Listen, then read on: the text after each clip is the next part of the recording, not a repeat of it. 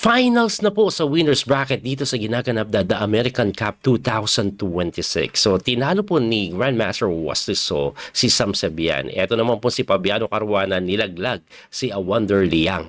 Ngayon, magkalaban na sila. Game number 1, puti po si Fabi. Itim naman si Wesley. Ang tinira po ni Fabi, E4. Sinagot po yan ni Wesley ng E5, Knight F3, Knight C6, and then Bishop B5. Roy Lopez, na kung saan madalas ginagawa ni Wesley So dito, Knight F6. Ito po yung Berlin defense. Ngayon, kung iyo pong papasukin yung linya na nagbibigay ng pawn dyan, madalas tabla yan. Pinili po ni Fabi yung D3 na kadalasan tinitira dyan kung gusto mong manalo. Pagkatira po ng D3, nag-Bishop C5, tamang develop lang si Wesley. Again, libre po ito ha. Ayan ha. Pero hindi pwede yan kasi may mga ganon. Okay? So, ang ginawa po is nag-Knight to C3, tamang develop lang, na sinagot po ng D6, tapos pagka-Bishop to G5, eto, medyo nagulat ako kay Wesley. Kasi, pagka-Bishop G5, opening part pa lang, kung titingnan nyo yung oras, si Wesley medyo nagbe-burn na ng konting oras eh. Si Fabi ang bilis tumira, nag-132 na nga eh. Anong ibig sabihin yan? Abay, preparado po itong si Fabi. Medyo nasupresa niya siguro si Wesley. At after Bishop G5, Wesley So nag-8-6. Tagal na naman pinag-isipan, no? Nag-isip po siya ng 5 minuto mahigit. So pagka 8-6, malamang atras yan. Hindi naman talaga tinitakes yan. At dito, medyo magugulat ka ng konti sa tinira ni Wesley. Kasi ang pinaka-common po na ginagawa is Bishop dito. At saka G5. Hindi po tumitira ng castling na ginawa ni Wesley. At matagal niyang pinag-isipan yung castling na yan. Tingnan niyo, opening pa lang, this is just move number 7. Wesley So, nauubos na yung oras. Anyway, pagka-castling, ano bang reason ba't di po nagka-castling? Kasi yung pwedeng gawin sa'yo, yung mga pressure na ibibigay niyan, may pressure po dito eh. Tapos pag nag-G5 ka, pwede mag-sacrifice eh. Yun po yung nagiging problema dyan. Anyway, Fabiano Caruana nag-queen to dito na medyo nag-isip na din pala siya dyan. So, paparating na po natira niya talaga knight dito. Ngayon, ang tanong, ibalik ko lang Coach, ba di po agad tinalon? Kasi may G5 pa. Ngayon may sacrifice nga. Pag kinapture mo, hindi ito yung kakapturein eh. Ang kakapturein ito. Yun ang mangyayari. At pagkakain mo dito, saka ito kakainin, ganun pala mangyayari. Kaya, nag-queen to dito muna. Anong pinakaiba niya? Kuwari magsayang tayo ng development. Kuwari, gumanito lang tayo. Ayun. Titirahan ka po ng knight to D5. May G5 pa rin ba? Wala, kasi may bishop to G5. At pagka-takes, ayun, may queen takes at dali yung kabayo. Yun po yung pinakaiba. Kaya Queen D2 was played by Fabiano Caruana na sinagot ni Wesley ng Bishop to B5 at naubos na naman yung kanyang oras doon. Tingnan nyo po, halos 20 minutes na yung kalamangan ni Fabi. 8 tira pa lang. Ang idea po nito, preventing yung knight jump. Anyway, tumira po yan ng A3, napilitang kumapture, binawi po ng Reyna, and then nag-knight to E7 na si Wesley. Mali nga daw eh. No? Ang idea po ng knight to E7, sinisave yung pawn. No? Ngayon, bakit tumali? Kasi makakapture yung kanyang kabayo at magkakaroon ng double pawn. Sira yung pawn structure. Ang magandang tanong dito, bakit ginawa ni Wesley So yan? Obvious naman hindi kagandahan. Aba siguro, iniisip ni Wesley, kahit na barag yan, safe siya. Kasi wala naman ng dark square bishop, pwede siya mag-king move, pwede mag-ganon. Ang ginawa po ni Fabi, number 1 engine move, nag-D4. Ang idea ng D4, pwede kasi mag-casting ka dito, mabubuksan agad, di ba? Tapos yung queen makakatagos din doon later on. Ginawa ni Wesley si E6. Tumakbo po yan sa may E2 na sinagot ng F5 na nga. Ito, medyo may kaguluhan to. Kasi binibigay po ito eh. Ang ginawa po ni Fabi, kinain niya muna. Ngayon, pag binawi mo to, makakain to. Example, kinapture mo, makakain to. Tapos nakabukas po yung gitna. Sabi ni Wesley, bakit ko gagawin yun? May E4 ako eh. Pagka E4, tumakbo, tabay binawi. At eto, kahit na po pangat po structure ni Wesley, nakabuild up siya ng something sa gitna. Sabi ng engine, lamang na lang daw po ng konti ang puti. Anyway, tumira po yan ng Queen G3 check na kining mubad. At ayan, medyo equal nga daw eh. Pagka king move, tinirahan po ni Fabi ng knight to c4. Ayan. At hindi daw ganun kaganda kasi ang best move daw castling eh. Castling daw mas maganda. Pero ito, kukuha ko naman yung idea, may pressure na sinagot ng Wesley so ng d5 and then nag-knight doon at very close to equal. Medyo may konting pitik pa nga sa black side, no? Negative 39 eh. Yun nga lang, dito po, ang tinira po ni Wesley is nag-rook to g8. Ayan. At pagka-rook g8, tingnan nyo po yung oras. Lumamang na si Wes. Kasi napaisip ng matagal kanina si Pabi sa mga tirada dahil medyo kakaiba yung posisyon eh. Wala na sa opening prep. Kaya lang naman mabilis si Pabi nung una dahil lamang sa preparasyon. Anyway, pagka rook to g8, nag-win to f4, hitting the bishop, umatras sa e6, and then nag-bishop to h5. Na sinagot ni Wesley ng hindi masyado nagustuhan ng engine. Hindi naman mali. Pero ang gusto po kasi ng engine, itulak na yan. Medyo aggressive play. Nakakatakot lang kasi basta-basta mag-expand yan. Kasi mamaya pagkakaslim may G4, baka mabuksan yung G5, maalangan. Pero yan daw po ang best move. Pero si Wesley, hindi niya po ginawa yun. Nag-rook lang po siya sa may G5. Napakagandang pressure na binibigay sa kanyang bishop na kung saan hindi po pwedeng kainin ito. Pakita ko lang ha. Libre. May queen to F8, mapipin. Okay? Kaya ang ginawa po niyan is G4 na napakaganda daw. At pagka G4, sinagot ni Wesley so yan ng number 1 engine move, ayun, queen to B8, i-endgame lang natin.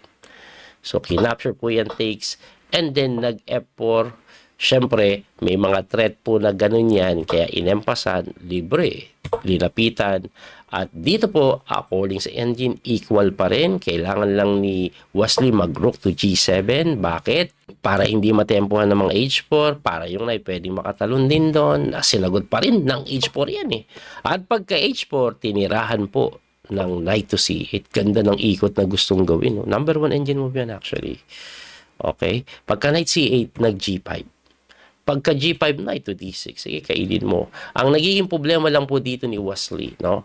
May chance na talaga makakreate ng outside pass pawn. Anyway, pagka knight to D6, sumagot po yan ng bishop takes na kung saan tinirahan ng F6 ni Wesley yan. Medyo hindi nagustuhan ng engine yan. Balik lang po natin. Ang gusto pong gawin dito ng engine is rook to E8. Hindi daw kailangan tong F6. Hindi kailangan. Pero naiintindihan ko yung F6 eh. Kasi pag eto kinapture libre, pupunta dito, equal din naman pero siya pa may pressure na binibigay. Ang problema nito, ang kakainin po itong H6 eh. Yun yung ginawa ni Fabi na pagka-takes mo, siya yung may outside pass pawn. Di ba? So, nag-rook to G1, pinalit. Tinirahan po ng capture takes and then nag-rook lang sa may F8. So, very equal pa rin po ito according sa engine. Pero kung human ang maglalaro nito, may mga couple of problems si Wesley. Number 1 problem niya po is tong outside pass pawn. Hindi mo basta maiwan yan. May pass pawn din po siya dito pero hindi outside eh. Yung outside kasi yung medyo malayo. Ang mga pwede kasi mangyari dyan, bumagsak to. Pero para mapabagsak mo to, nandyan yung king mo. Yung king nito nandito na medyo mas malapit sa other pawn. Yun yung mga senaryo pwede mangyari. Pangalawang problema ni Wesley, bad yung bishop. Kasi nasa puti po yung bishop nila at yung pawn ni Wesley nasa puting square. Yan po yung mga problema. Okay? Anyway, pagka rook F8, tumira po ng rook to E1. Aha, ano bang threat? Gaganito ba? Para syempre, tamang pressure na kung saan nag-bishop to F4. Ayan. Nakikita nyo, gusto ni Wesley kainin ni Fabi yung bishop para mawala yung bad bishop niya. No? Ito naman si Fabi, alam ko na yan, hindi ko kainin yan. Kining mo ba lang? Activating the king. Tinirahan ng rook E8 to pin the knight na lumapit lang yung king at napilitan na po. Gumalaw yan, nag-bishop to E4. So far, close to equal pa rin. Pero again, ang hirap pong laruin para sa side po ng itim ito. Okay? So, pinapalit yung bishop kasi nga bad at napakagandang mangyayari pag kinapture yan. Lalamang, winning na yon. Kaya umiwas lang po yan at pagkaiwas sa D1, tumira po ng rook to G1. Siyempre, open file para makapasok man lang na sinagot lang po ng C3. Para yung mga po nasa itim, Okay? At kung titingnan nyo evaluation ng engine, unti-unti tumataas for the side of Fabi. Pagdating naman sa oras, lumalamang si Fabi dahil mahirap ngang laruin eh. Magkukonsumo ka talaga ng mga oras. Anyway, tumira po ng A5 si Wesley with the idea of putting the pawn on dark square. Gaganyanin yan eh. Kaso may isa talaga matitira. Anyway, pagka A5, tumira po ng medyo nasupresa ako dito, A4. Ito pong si Fabi na number 1 engine move. Usually kasi ilalagay mo sa opposite, pero nilagay niya pa. No? Ang purpose niya dyan, ayaw niya makapag-create dito pala na dun papasok. No? Ngayon, anong mangyayari pag create mo to agad? Ang pinagkaiba po niyan, pagka takes, pawn takes ka, titirahan ka lang ng bishop to F3 na. So, coach, teka lang, bad bishop, ba't pinapalit? Iba na to, kasi may isolated eh. Kasi mukhang persado naman siyang mapalit yan eh. No, pagka-capture ganun, no, ayan. Iba talagang GM, no, nakikita nila yung quick changes sa position. Kasi ito yung very important na hirap talagang gawin. One of the strategy kasi sa chess is pawn plays at mahirap makita yung A4 idea. No? Anyway, pagka A4, number 1 engine move, tumira po ng B6 lang. Nakita ni Wesley, hindi ako pwedeng gumanon. May bishop F3 nga. Na sinagot naman ng bishop to G4 lang nitong si Fabi. Kasi dahil nag B6 ka, may weakness ka ngayon sa C6. O, sinagot po yan ng rook to G7 to stop the bishop D7 na mali daw.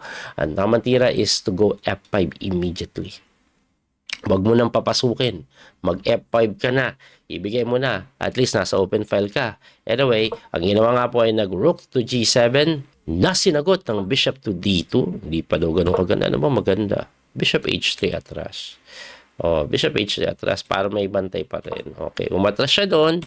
Sinagot ng rook to G6. Nag B3. Ayun, nakikita ko na yung plano. Pagka ganun, ayun, no? Dito sa queen side naman maglalaro. Talagang weekend itong ano eh, no? Pawn. So, once again, kung sakaling kainin, pawn takes, may bishop F3 tulad ng pinakita ko kanina. Kaya Wesley decided to not to take at siya po ay nag-rook to E8. I think ang plano niya pag kinapture mo, bishop takes eh. No? Anyway, nag-bishop to G4. Ayan na. Ayan na naman po yung threat. Ang pinagkaiba, may improvement dito na sinagot ng F5. Anong pinagkaiba? Bakit nga yung F5 ayaw gumana? Kasi may improvement na sa queen side eh. May pressure na pwedeng ibigay eh. Ang ginawa nga po, nag-bishop dito na naman na mali. Ang tamang tira daw po is bishop to H3. Tuloy ang pressure dito. Pwede din daw po, sabayan yan eh. C5, number 1 engine move. Wow. Wow. Pag kinapture mo, capture, magkakapas mo. Tapos may kain dito with the check eh. Oo, may kain with the check.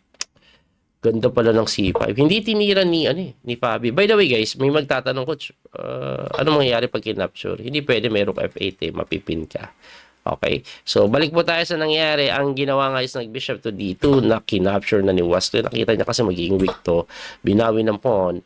Tulad yan ang sabi ko kanina, coach, bakit nagpabad bishop pa siya? Okay lang kasi ayan, may mga pasok eh. May mga pasok, may pressure na ibibigay eh. Weak ito. At tagilid daw si Wesley. At bukod po sa tagilid po siya sa endgame na ito, tagilid din sa oras. Ayan o, mahigit kalahati ang lamang. 8 minutes versus almost 4 minutes na sinagot ng rook to D8. Ayan. May pressure naman na binibigay. Dumipensa lang. Umalis na naman. Gumanon. Ayan o, nag-ano na lang sila sa oras eh. Less than 2 minutes si Wesley. Lumapit yung king, iikot yung kabayo, lumapit yung king, nag-knight to G3. Ito po medyo close to equal pa. Pero ang hirap kasi laruin pag ganyang panic time. Tingnan nyo, 46 seconds. Ang time control, may increment na 30 seconds per move lang eh. O umatras yung kabayo, nagkamali na nga, naging passive. Ang tamang tira doon, hirap makita eh. Hanap na engine to, B5, ibibigay mo yung pawn nang walang kalatoy-latoy. Yan, ganyan lang daw. Bigay mo lang daw po yung pawn. Oh, tapos bishop to D5 lang. Pagkatapos mo ibigay yung pawn nang ano ka eh. Ito threat nyo, ganun. Bigay yung pawn, medyo equal. Kaso segundo, paano mo makikita yung mga bigay ng pawn? Sino magpapakain ng pawn pag wala ka ng time? Umatras ng kabayo, tumulak ng pawn, nag-rook lang doon, pinipressure yung pawn, kinapture na po yung bishop. Ayun. At dito po, ayan, tuluyan ng na one pawn down, outside pass pawn with the bishop. This is really hard. Ayan o. Oh. It's just a matter of technique. Okay, si Nipor. or C5, wala, chinek, umangat, chinek, bumaba, yun, pressure lang to, mamaya may tutulak, may thread pang ganun pala, no? Ayun, kinain yung pawn, at ayun na nga, chumek, tumakbo, kinain yung kabayo, pagka-takes, kinapture, Wesley So, napa-resign. Wala eh. Napagandaan sa opening, medyo nakasurvive. Magaling din talaga si Wesley, kaso napunta sa endgame na medyo slightly worse. At ayun, nag-grind po siya dahil sa time pressure na din. Grabe. By the way, bakit po ito ni-resign? 1 pawn down pa lang naman. 1 pawn down as of the moment, pero pagka-check, malilimas lahat. Diba? Ganun ang mangyayari. Hindi madipensahan yung check. Kaya Wesley So, nag-resign na lang. At dahil po sa talo ni Wesley So na yan, mas win siya mamaya sa game number 2. Kung matatabla, hindi pa naman talo si Wesley, mapupunta lang sila sa loser's bracket. By the way, ipakita ko din ang resulta sa loser's bracket. Ito po, ayun. So si Sam Sebian na tinalo ni Wesley, nakalaban si Lebon at nilaglag siya ni Lebon. Si Wonder Liang na tinalo ni Fabi, nakalaban si Dominguez. Ganda ng laban niya, nag-1-1 yan eh. Kaya napunta pa yan sa tiebreak na kung saan ang nanalo sa tiebreak si Wonder Liang.